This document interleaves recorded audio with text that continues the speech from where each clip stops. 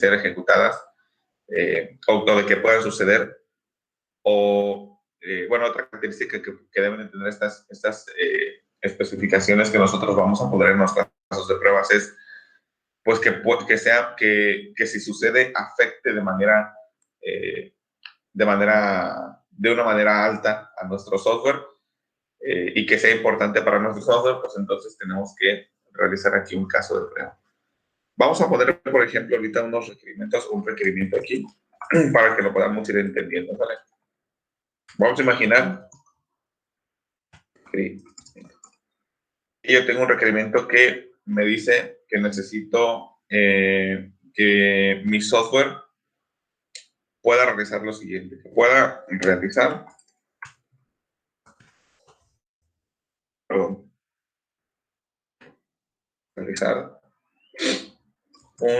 el proceso de finiquito. El proceso de un finiquito.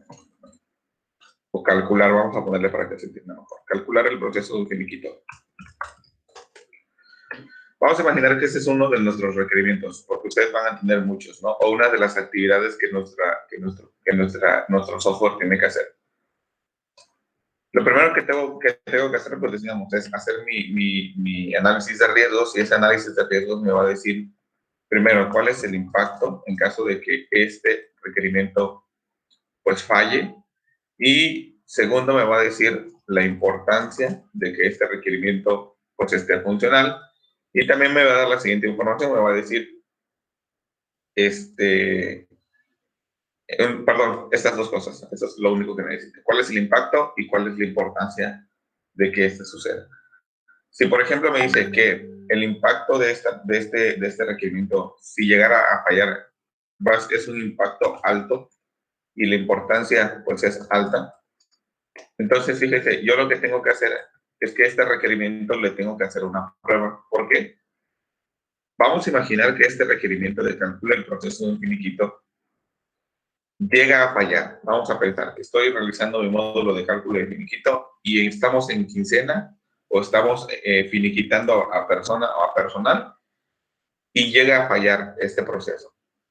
¿Qué va a pasar? Pues que uno, probablemente esté calculando mal mi finiquito, o dos, truene en algún punto del proceso.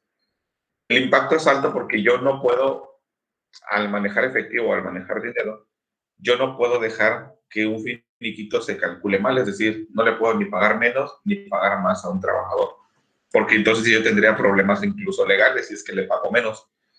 Y dos, la importancia pues también es alta. ¿Por qué? Porque si no puedo calcular finiquitos, entonces pues tengo un problema, ¿no? No puedo dar de baja a aquellas personas, no puedo pagarle a aquellas personas que ya les di de baja, y también entraría o infringiría una ley. Entonces, aquí es importante que nosotros, si nuestro análisis de riesgo nos dice, bueno, mira, este requerimiento que tú estás poniendo aquí de su listado de requerimientos, obviamente ustedes van a poner aquí el listado de requerimientos, este requerimiento que tú estás poniendo aquí tiene un impacto alto y una importancia alta, entonces como forzosamente tiene que estar lo mejor que se pueda, o al 100%, o bien. Lo que voy a hacer es que le voy a hacer un caso de prueba. Voy a generarle un caso de prueba. ¿Por qué? Porque tengo que probar que forzosamente este proceso o este procedimiento o este requerimiento que tengo esté lo mejor posible. Entonces, para poder realizar ese procedimiento y poder hacerle una prueba, yo necesito un caso de prueba. Y este caso de prueba precisamente me va a decir o me va a ayudar a poder realizar este proceso de forma adecuada. Voy a ir explicando los puntos y vamos a ir haciendo cómo quedaría el caso de prueba, por ejemplo, para este requerimiento que les dije aquí, ¿no? El de calcular el proceso de un finiquito. Lo primero que debe tener es el nombre del proyecto. Y bueno, aquí vamos a ponerle módulo contable. Bueno, nada más como para efecto de que tenga un nombre. Módulo contable. Después, ¿qué más debe de tener? Importante, debe de haber siempre un ID de caso de prueba y ese ID debe ser irrepetible. ¿Sale? Entonces le vamos a poner, normalmente le ponemos CP para identificar que es un caso de prueba o para poner las iniciales bueno, como nomenclatura, ¿no? Las iniciales CP de caso de prueba, _0001. siguiente caso de prueba sería guión 002 y 003 y así, ¿no? Hasta que nosotros continuemos o hasta que terminemos con nuestras pruebas. Después, ambiente de prueba. Este es importante. ¿A qué nos referimos cuando es ambiente de prueba? Básicamente nos referimos a que si es un ambiente en producción, que normalmente no es así, a menos que falle, o si es un ambiente local, ¿no? Incluso puede haber un ambiente de preproducción. ¿Vale? Ok, producción es cuando nuestro proyecto está funcionando, ¿no? Nuestro proyecto ya está trabajando en la, pues como tal, ¿no? Que la gente ya está utilizando el software y tenemos que hacer una prueba, pues bueno, entonces la vamos a hacer en producción. Si se tiene que hacer ahí en ese ambiente.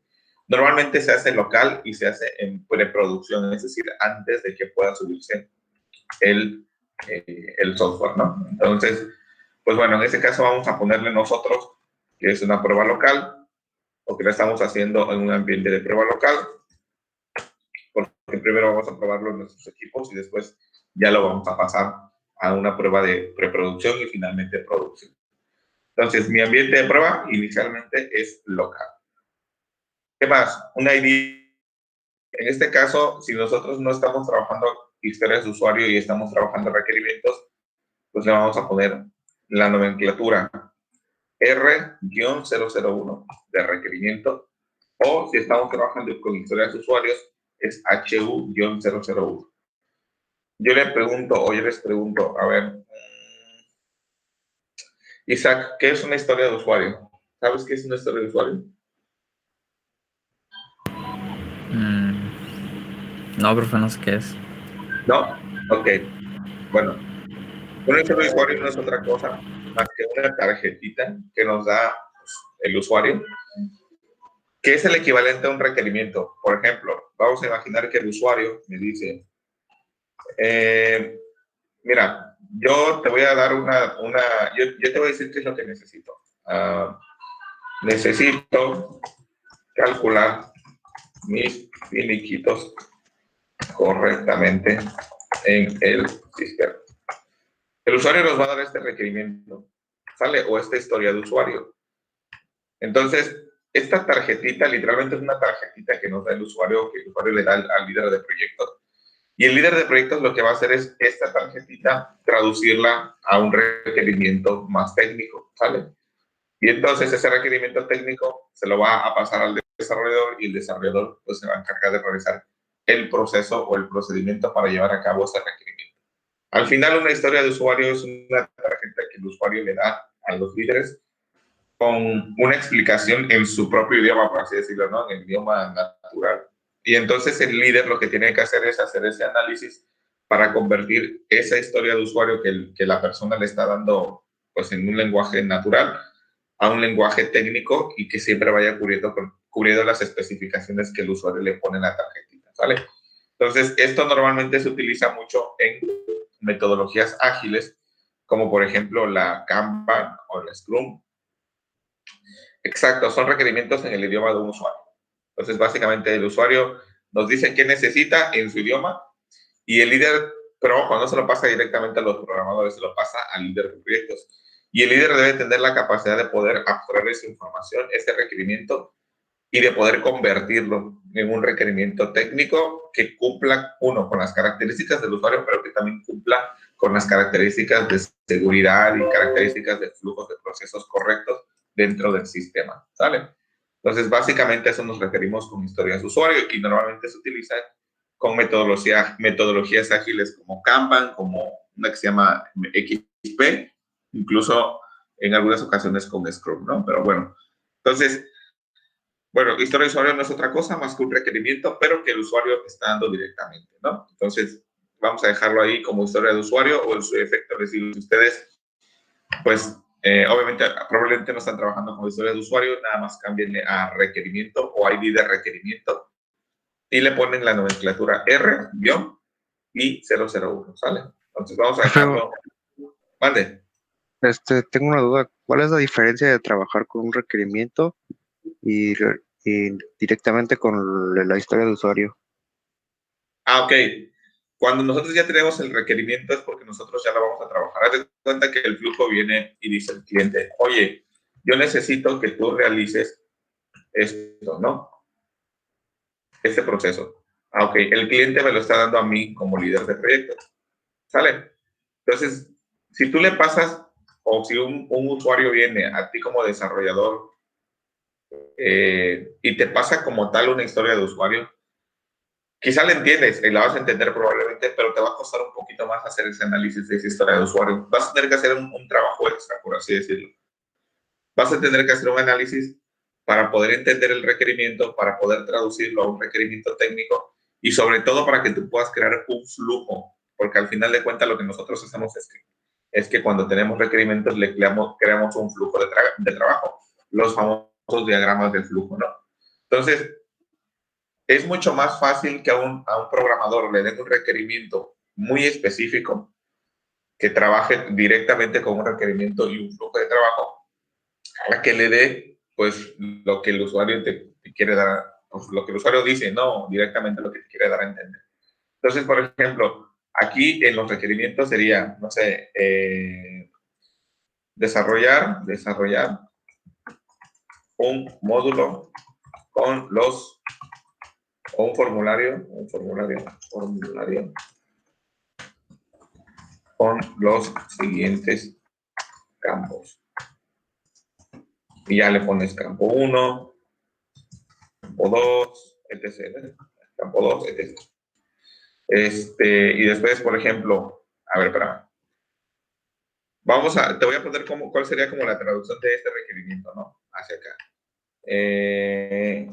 Generar un flujo de un proceso para calcular los campos 1 y 2, ¿no? Por ejemplo. Realizar una prueba o importar, no sé, importar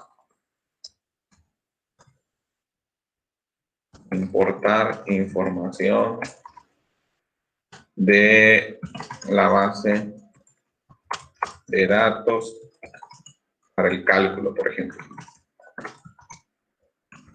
Y así nos podemos ir, ¿no? Siguiendo, poniendo más requerimientos.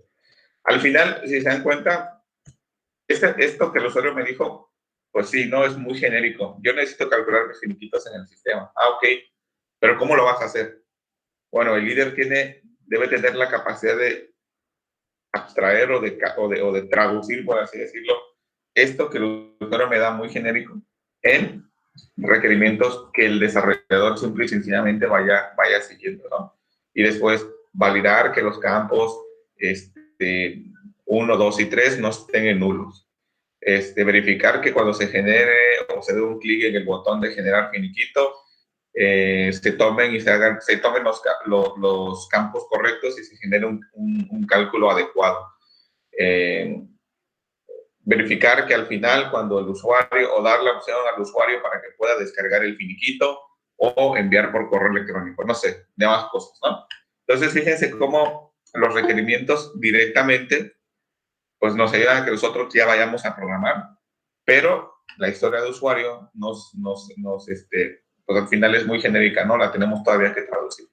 Entonces, esa es la diferencia básicamente entre trabajar con una historia de usuario o con un requerimiento. Sí, de hecho, una historia de usuario es una tarjetita que te da el cliente y tú ahí tienes que incluso hacer hasta un proceso, ¿no?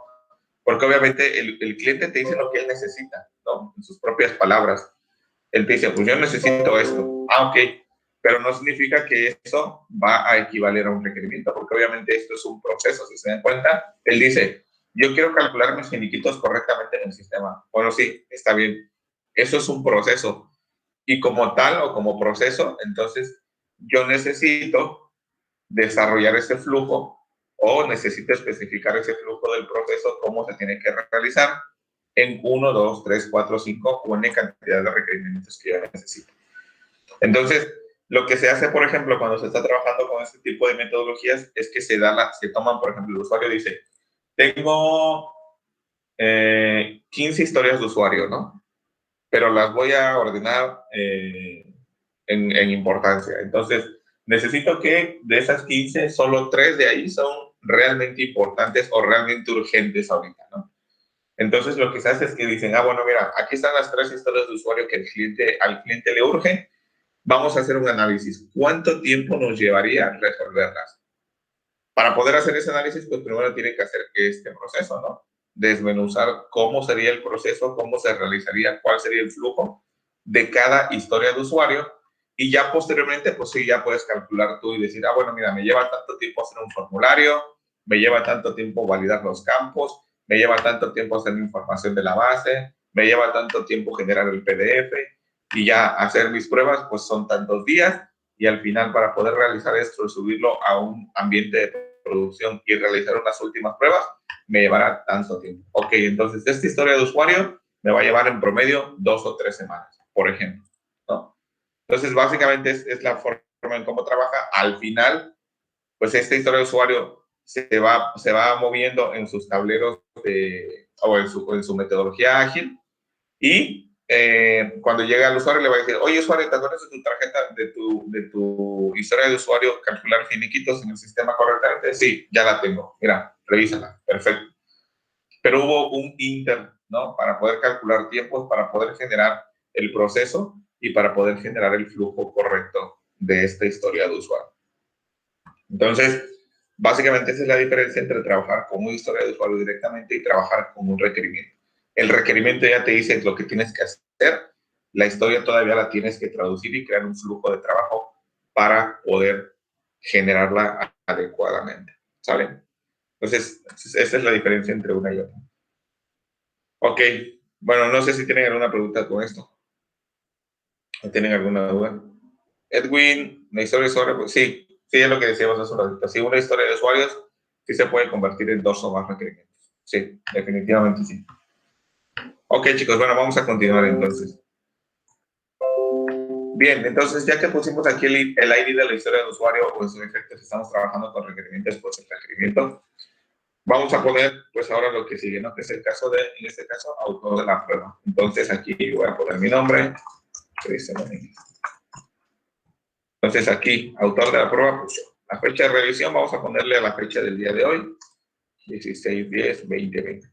Ojo, aquí es la fecha de revisión no del momento que estás haciendo la prueba, sino de cuando estás haciendo tu caso de prueba. ¿Va? Precondiciones. Este es importante, chicos. Las precondiciones, en caso de que existan, en caso de que apliquen, son todas aquellas cosas que, o son todas aquellas, sí, es todo aquello que debe de existir forzosamente para que yo pueda trabajar o para que este caso de prueba se pueda realizar. Ejemplo, voy a poner un ejemplo sencillo y ahorita hacemos la precondición o hacemos el análisis de este ejemplo que estamos haciendo, ¿no? Vamos a imaginar que estamos haciendo el caso de prueba de un login, ¿no? Ingresar al sistema. Así se llama nuestro caso de prueba. Una precondición tiene que ser que el usuario debe estar en la base de datos. Porque es obvio que si el usuario no está en la base de datos, pues nunca voy a poder ingresar al sistema. Entonces, esta es una precondición, es decir, es algo que debe de existir antes de que yo pueda generar mi caso de prueba. Ahora, ya ingresando al sistema puede haber muchas cosas. Puede ser que ingrese correctamente. Puede ser que me mande un error. O puede ser que me envíe a que yo cree una cuenta, ¿no? A crear una cuenta. Pero para que este caso de prueba funcione correctamente, es decir, me deje accesar, yo debo de estar en la base de datos, o mi usuario y mi contraseña, o debo tener un registro en la base de datos. Entonces, precondiciones son todas aquellas cosas que forzosamente tienen que existir antes de que, bueno, para que este caso de prueba pueda funcionar adecuadamente, ¿sale? Entonces, a eso nos referimos cuando hablamos de precondiciones. En este caso, por ejemplo, para que yo pueda calcular los finiquitos correctamente, una precondición o una de mis precondiciones o mis precondiciones podrían ser que necesito, aunque suenen, o sea, las precondiciones luego muchas veces suenan obvias, ¿no? Pero nunca tenemos que obviar nada cuando estamos trabajando con software, ¿no? Entonces, necesito tener acceso al módulo, ¿sale? Porque si no tengo acceso al módulo, el módulo de cálculos, pues no voy a poder trabajar, no voy a poder generar el finiquito, ¿no?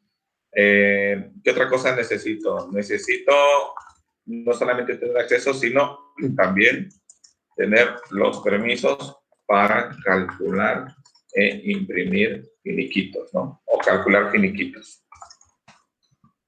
Entonces, por lo menos ahí ya tenemos dos precondiciones. Uno, tener acceso al módulo, y dos, tener los permisos para calcular. Puede ser que yo tenga acceso al módulo solamente para que pueda ver cuáles son los finiquitos que hay, pero puede ser que también tenga acceso al módulo para que yo pueda manipular la información que está en ese formulario o en ese módulo de finiquitos.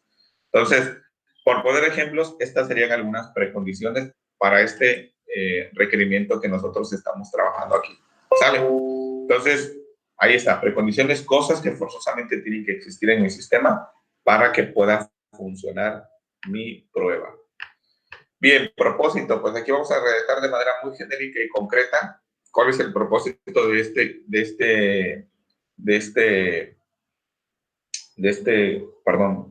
caso de prueba, se me fue el nombre. Creo que borré el que había, no, aquí está, desarrollar un formulario, vamos a imaginar que es. Entonces, propósito, generar pruebas sobre el formulario de cálculo de finiquito para detectar cualquier problema, bug o anomalía. Listo. Entonces ya, aquí yo les estoy diciendo qué es lo que voy a hacer o cuál es el propósito de este caso de prueba. ¿Sale? Bien. Después viene la parte, digamos, pues ahora sí como medular de nuestro caso de prueba, que básicamente es cuáles son las acciones que va a hacer este caso de prueba, cuál es la salida esperada y cuál es la salida obtenida. Vamos a seguir tomando como ejemplo, o vamos a imaginar que tenemos estos tres requerimientos. ¿Sale? Era uno antes, pero ahorita vamos a imaginar que tenemos estos tres requerimientos para poder solucionar este caso de prueba. Entonces, ¿cuáles son las acciones que nosotros podemos realizar? No sé si recuerdan cuando estábamos trabajando, o bueno, tuve una ocasión que les mostré cómo hacer un caso muy simple para lo de login, ¿no? Entonces, aquí tiene que ser lo siguiente, por ejemplo, acciones.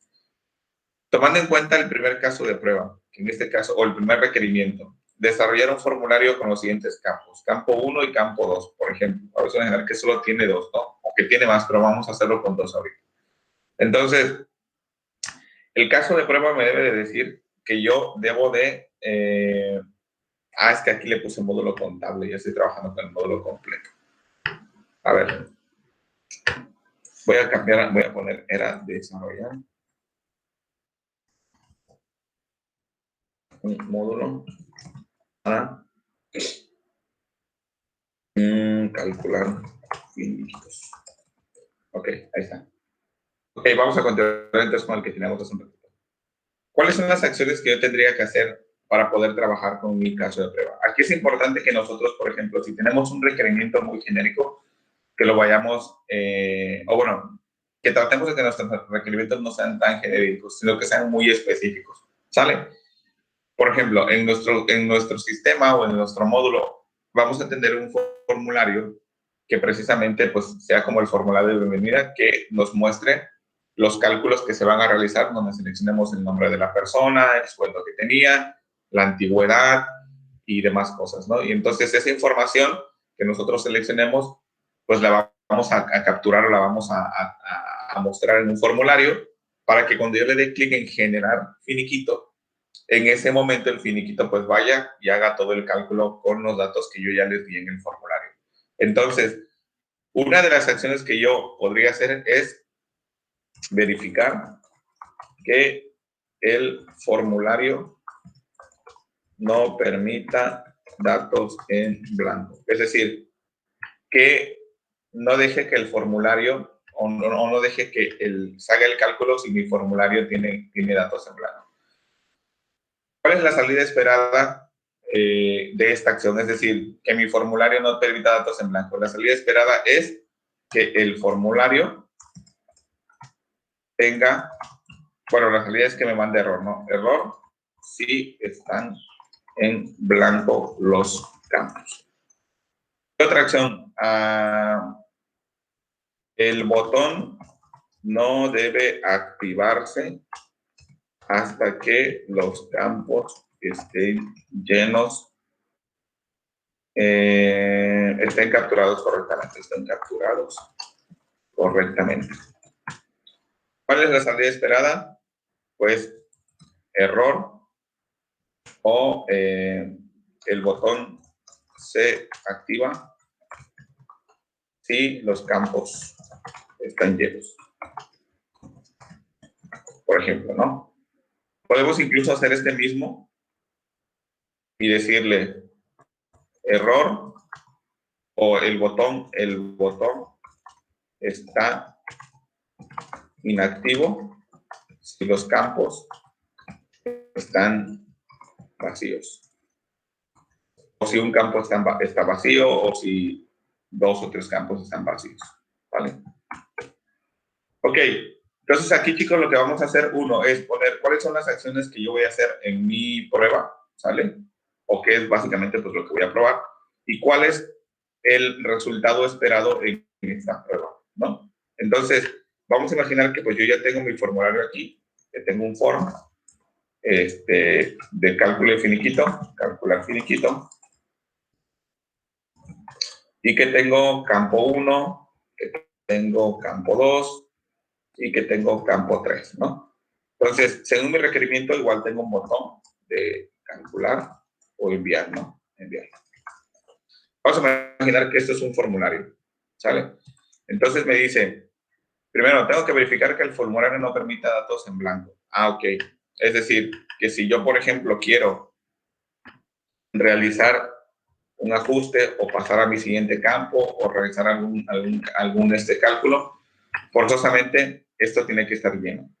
Si, por ejemplo, esto no está lleno y yo le doy clic en enviar, mi salida esperada debería de ser error si están en blanco los campos, ¿no? Entonces, yo vengo, hago mi prueba en mi formulario y verifico, oye, ¿sabes qué? Yo le di clic en enviar y sí lo envió. Entonces, salida obtenida, los datos se enviaron aún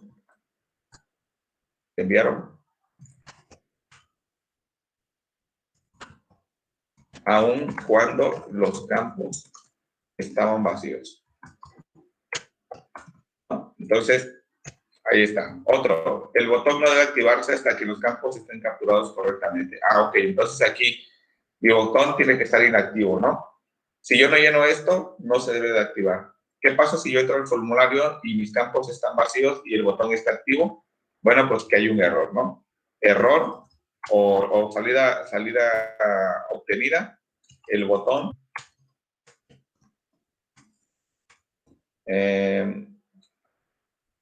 se encuentra siempre activo. Entonces aquí lo que vamos haciendo es, hacemos nuestra prueba y vamos comparando nuestra salida esperada contra la salida obtenida. Ahora, ¿qué pasa si yo, por ejemplo, entro y el proceso que yo estoy diciendo aquí que voy a hacer, la acción que yo estoy realizando aquí, si concuerda con la salida esperada? Pues entonces ponemos también lo mismo, ¿no? Salida esperada, aquí nada más le podemos poner correcto, ¿no? Porque ya sabemos que la salida esperada es lo mismo que tiene aquí. Entonces, básicamente eso es, chicos. Primero definimos acciones, luego definimos cuál es la acción que nosotros esperamos o cuál es la salida que nosotros esperamos que suceda cuando nosotros realizamos esta acción, y cuando ya le hagamos la prueba, ponemos cuál es la salida que hemos obtenido. Si fue una salida correcta o si realmente el sistema me está dando lo que yo estoy esperando, o en caso de que no, pues aquí ya tendríamos que realizar las correcciones. ¿Sale?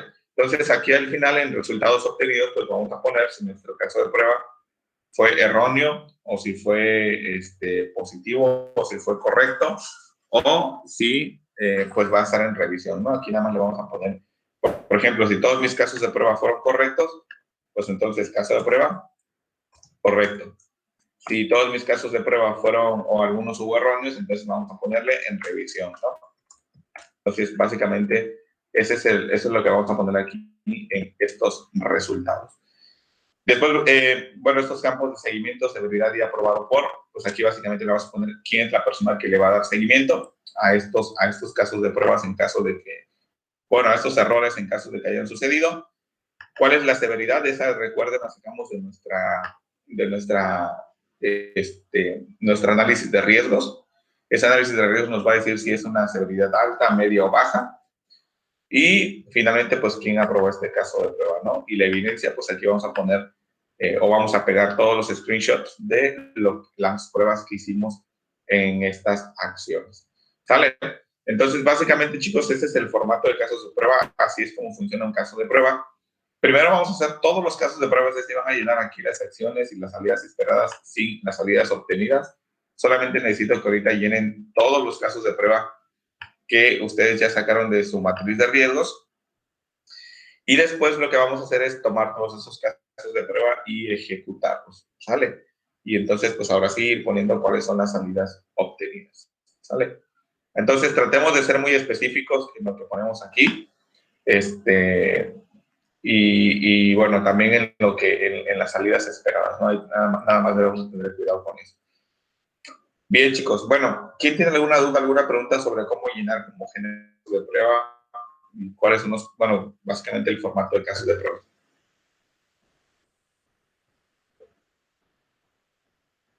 ¿Nadie? ¿Todos bien? Ok, bueno. Perfecto. Bueno, de todos modos, chicos, vayan llenando o vayan haciendo sus casos de prueba, ¿vale? Para que, para que yo los vaya revisando, ¿saben? Entonces, esta semana, por favor, vamos a dedicarle, pues, vamos a dedicarnos a generar todos nuestros casos de pruebas. Y, y lo que vamos a ir haciendo es, a ver, ya les pedí el plan de pruebas, ¿verdad? Creo que se los pedí para, aquí lo tengo, plan de pruebas. Ah, mira, ya mero para el domingo. Ok. Entonces, lo que vamos a ir haciendo, chicos, es que yo voy a subir ahorita ejercicio número 2 para de aquí al miércoles en la noche, ¿vale? Entonces, de aquí al miércoles en la noche, empiecen a subir todos sus casos de, bueno, les voy a poner para que ustedes empiecen a subir sus casos de prueba. Yo aleatoriamente iré viendo todos los casos de prueba de ustedes, ¿sale? Para ir revisando y ver cómo están. Y para que después nosotros, bueno, si hay algún ajuste que hacer, yo les vaya retroalimentando y les vaya diciendo que vaya, lo que tengan que ir ajustando. Y ya la siguiente semana nos dediquemos a hacer la ejecución de todos esos casos de prueba. ¿Sale? Entonces, primero esta semana vamos a dedicarnos a crear puros casos de prueba. Todos nuestros casos de prueba de nuestra aplicación. Obviamente, pues también ya esa aplicación tiene que estar funcional. Y ya lo que vamos a hacer es que, pues, vamos a agarrar la siguiente semana que hagamos las ejecuciones de las pruebas.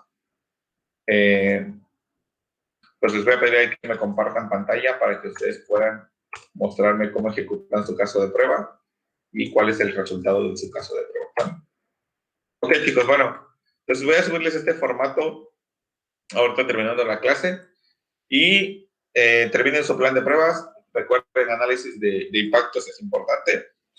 Y de lunes a miércoles, el miércoles en la noche voy a poner como fecha límite, miércoles, jueves más o menos. Dedíquense solamente a hacer casos de prueba, a hacer todos los casos de prueba que ustedes consideren importantes o que ustedes consideren que son importantes, o más bien los que su análisis de riesgo les dio como de alto y medio impacto, ¿saben? Bien, chicos, bueno, entonces, sí, ya les había dicho, de hecho, que fue, no es el proyecto final, ya les había dicho que tomaran un proyecto de cuatrimestres pasados. Unos me dijeron que van a tomar un proyecto web, otros me dijeron que un juego. Entonces, igual ya les había dicho pues que el sistema, bueno, que el proyecto ya tiene que estar montado para que obviamente cuando lleguemos a la parte de ejecución, pues ya no haya problemas, ¿no? Acuérdense, mientras más problemas les dé su software, es decir, si no lo tienen bien, si no lo tienen listo o si tienen problemas con él todavía, pues ustedes tendrán que ir ajustando o sea, todo lo que dé erróneo, ustedes lo van a ajustar. Lo tienen que ajustar y tienen que hacer después una prueba de regresión, es decir, lo tienen que corregir, ¿no? Entonces, por eso ya les había comentado que se fueron preparando con sus proyectos. Ok, bueno. La tarea es el proyecto final. No, todavía no. Tranquilo, pues. Todavía falta ejecución, análisis de pruebas y ya después, pues ahí sí, probablemente ya les dejemos algo, un proyecto final. Bien, chicos. Bueno, si no tenemos dudas, entonces vamos a dedicarnos a casos de prueba. Ahorita subo este formato. Y bueno, nos vemos entonces en la siguiente clase. Que tengan buen día, chicos, y buen fin de semana. Hasta luego.